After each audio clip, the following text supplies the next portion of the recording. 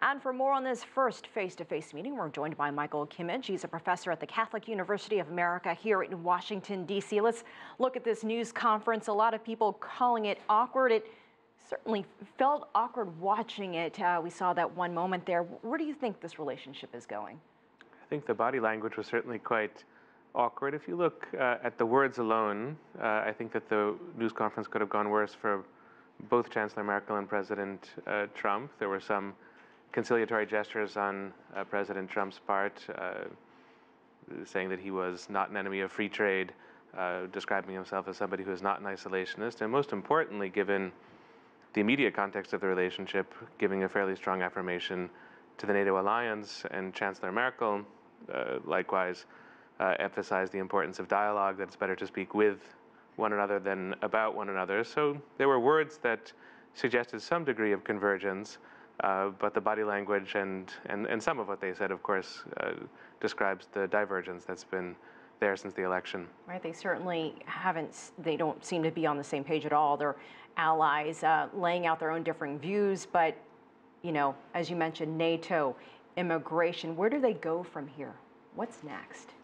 Well, I think that it will be a burden on both of them to develop a constructive agenda. Merkel, of course, is in the midst of a campaign season in which Trump is not the major theme, but he is a theme, and there are limits to how far she can cozy up to President Trump, and I think that's not even her ambition in the first place. And President Trump, in the midst of this conference, decided to raise the wiretapping issue in his own quite provocative way. And that's what's getting all the attention right now. That's correct, and that reminds Chancellor Merkel of a sore point in the relationship, and is simply a curious way to build, in these kinds of settings, a constructive working relationship. So it's going to be very hard work for both of them going forward.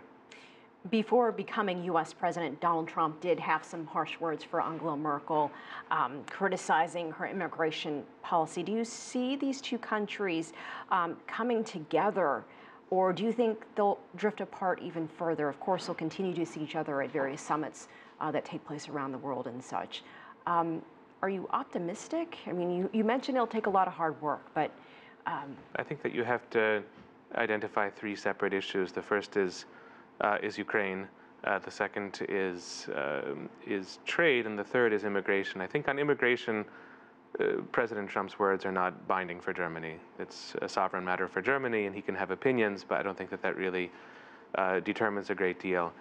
On trade, you have the potential for the greatest break in the relationship, given what President Trump said, and especially what campaigner Trump said about trade, and in particular about Germany. There may well be irreconcilable positions and genuine conflict between allies. When it comes to Ukraine and Russia, it's very difficult to read the Trump administration, and apparently outside of the press conference, President Trump affirmed his commitment to the Minsk diplomatic process and to existing Russia policy. So there, I think it really remains to be seen, but trade is the issue I would watch most closely, because that's where the conflict is most likely to come. And we have about 30 seconds left, but as we speak, the G20 ministers meeting happening in Germany. They're the host country. Do you see trade being worked out there? I know both sides are meeting on the sidelines of that.